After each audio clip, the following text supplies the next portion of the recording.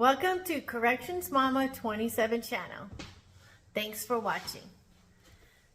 So this is an information report and some journal entries about an officer that was a major a-hole. All right, nobody liked this guy. He was a huge jerk. He had a huge ego. So anyway, let's get into it. I'm going to read you the report, and then we'll dissect it, and I'll talk about it a little bit, and then I'll read you some entries that he has in his journal, and we'll talk about that a little bit. So this report was an information report that I wrote, and it was addressed to, I'm going to change the names, Sergeant Ford, and it was from me, and the officer that was involved was named Faten. I'm also changing his name. So the report reads, at approximately 0600, Faten badge number came through the traffic gate, and he pulled directly west of the building, parking in the dirt, and he did not go to briefing or VIP to report to the sergeant. CO2 Faten walked around the building counting trash cans and floor mats, and then came inside and picked up some orange cones and took them out to the parking lot and arranged them for visitors. I had a break between traffic and cleared my weapon and had the chamber open and exposed on the counter ready for him. I continued to check in vehicles as he took the weapon to the gun barrel and holstered it, and went inside, taking his time counting floor mats and appliances. I told CO2 Faten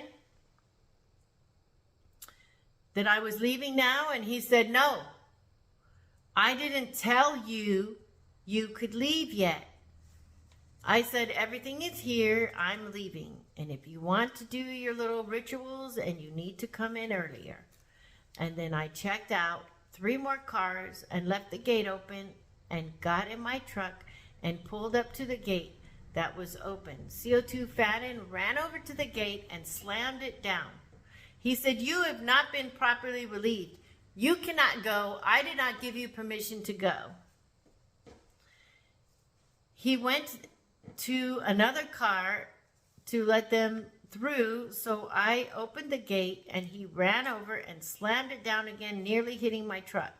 So I backed up and drove through the gravel on the other side of the wall and drove up onto the road around checkpoint. I did not understand what his problem is. He had plenty of time to do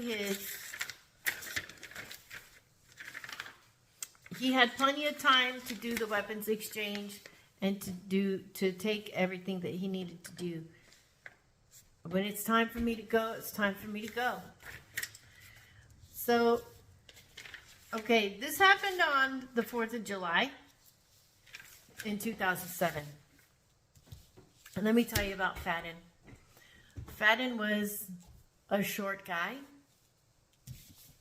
He was short and overweight, which, you know, who cares? But he was short. So the reason why I let you know that he's short is because he has the short man syndrome attitude, and he was one of those officers that was like acted like he was RoboCop, you know, like he took his job to a whole nother level. He had so many little there's certain things we're required to have on our security belt, and he had everything. He had all kinds of gadgets and things and holders and all kinds of stuff. Like, you know, he had this thing just heavy and full of all of that stuff. I only had what I was required to have. He had that and more. And he would always show up at the post to relieve you, and he was difficult. He would, I mean, come on, he was counting floor mats. Who rolls up a floor mat and takes a floor mat with him? He was counting appliances and things. Those aren't even on a security device inspection. They're not security devices. He needs to account for the security devices only, which are generally like, you know, the weapon and the ammo and keys or radios, things like that. Those are security devices. But he took it all to a whole nother level. Like, who's taking trash cans out? Why does he got to count the trash cans? Why is he counting appliances? The mini fridge, is someone putting that on their back and taking that home with them? Like, are you serious right now? This guy was such a problem that they had to find a special place for him. So he couldn't get along on the yard because he rubbed officers the wrong way all the way because he was too extreme and too strict. And he ran inmates. Inmates kind of ran him off the yard because he was mean and he was difficult and he was too particular about everything. He was not flexible at all with anybody. He was just real hard-nosed a-hole. So this will tell you what the supervisor thought about it. The supervisor was Sergeant Ford, and he said, I spoke to corrections mama on the phone. She called me on the way out of the traffic gate when she was leaving. I handled this. I told her how she could better handle the situation. And he probably just told me, you know, just call me, whatever. But you know what? They don't like being called at shift change. That's when a lot of things is going on. They're posting people, and they have to make a bunch of phone calls. The phone's ringing off the hook. There's a lot going on during that time. And I just didn't want to call him, so I just blew the gates and left. But he said that I did call him as soon as I left the traffic gate, that he was aware of what happened and took place. And this is a frequent issue with CO2 Faten, with all the officers, and that his supervisor was notified. So, you know, I felt good about that. At least I wasn't the only person he did this to. I knew I wasn't the only person he did this to, but he did try to bully women more than he did men, because men might just punch him in the face, you know. So, this is a copy of his journal. At some point I made a copy because this guy always took things to such a level that he was always trying to get people in 601 and get people, which is disciplinary. He was always trying to get people in trouble, probably because he was very insecure and he wanted to make sure that everybody else looked bad so he could, you know, rise above the shit and look better himself, when the supervisors already knew that he was difficult to deal with and he was an a-hole. So, you know. But his journal was 6 pages long. 6 pages. 6 pages, that's a long journal. For the most part, at max, most people's journal is only 3 pages long, unless there's some kind of extensive emergency or incident command system that they had to record everything that's going on, or something really crazy like an inmate dies in your building or something. But this guy, he's just a regular everyday journal. It's 6 pages long. That's long. So he said he was on site at 5:50. Okay, shift change starts at 6 o'clock. Briefing starts at 5:45 in the morning for day shift. So he didn't even attend briefing, so he should have been at traffic gate, because supervisors basically told him, don't come to briefing, because he always caused problems. So they probably told him, just go to your post. You have a permanent post, just go there. You don't come to briefing, just go to your post. So, first of all, he was late to his post. He should have been there at 1:45. Even so, he had 10 minutes, even according to him.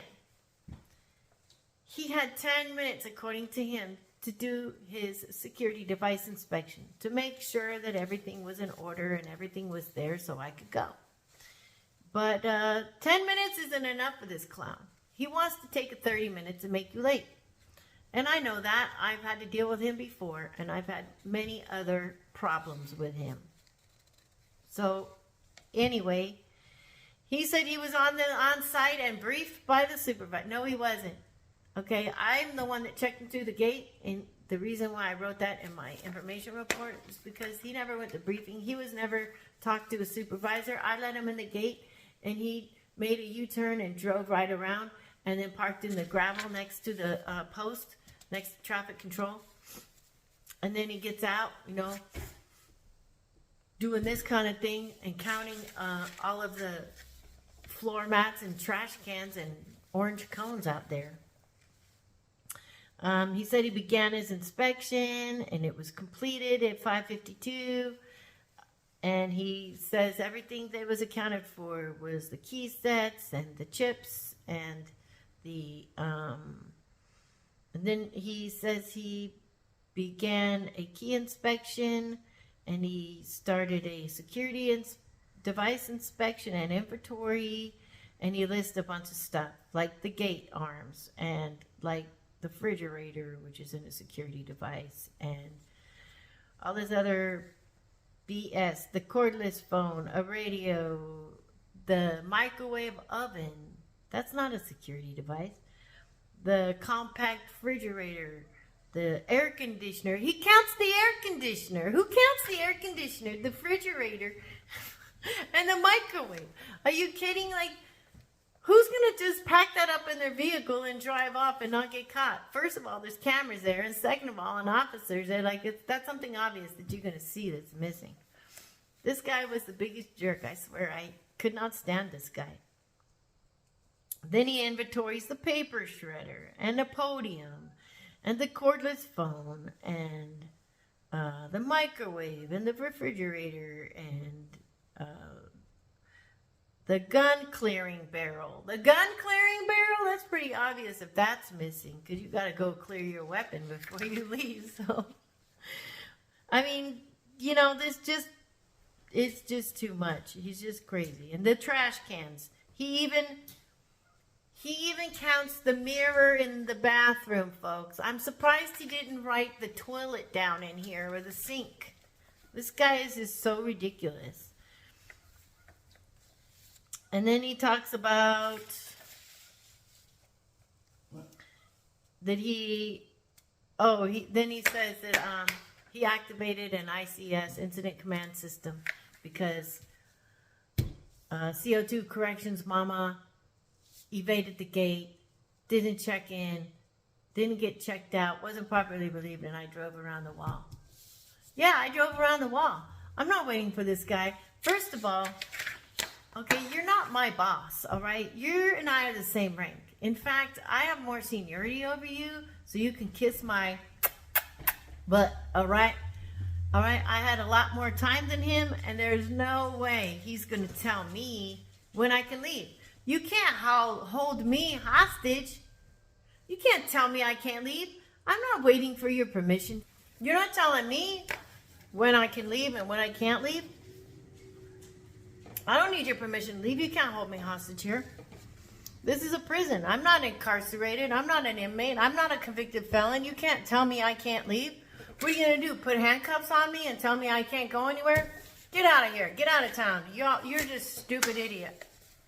If you think that you can hold me hostage here and tell me I can't go anywhere because you're not done counting floor mats and refrigerators and microwaves, get out of here. So, hey, that guy can kiss my butt. Like, really, kiss my grits, dude. So I told him, fine, you're not gonna let me out. I had a truck. I backed that up. There's like the arm gate, and then there's a 4-foot wall that goes, you know, around the side of the thing and separates the road from the desert. I just drove on the other side of that wall and went back up on the road and left and went home.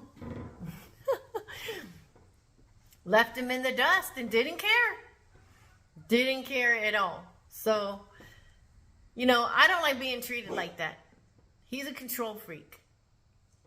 You're not going to talk to me that way. You're not going to treat me that way. It's not happening. So anyway, that's what happened. I never got in trouble. he probably got a talking to, but it didn't change him. It didn't stop him from doing that in the future. He continued to do it. And I went and relieved him in the past before. And then when I left, I opened the gate. And after that, he didn't slam the gate down on my truck and treat me like that again. I mean, he always was a jerk, even after that. And he was really mad about that. But they told him, you can't tell people they can't leave if they work here and you're relieving them. You can't hold people hostage. But he wouldn't open my gate and check the gate for me and check me out like normal people do.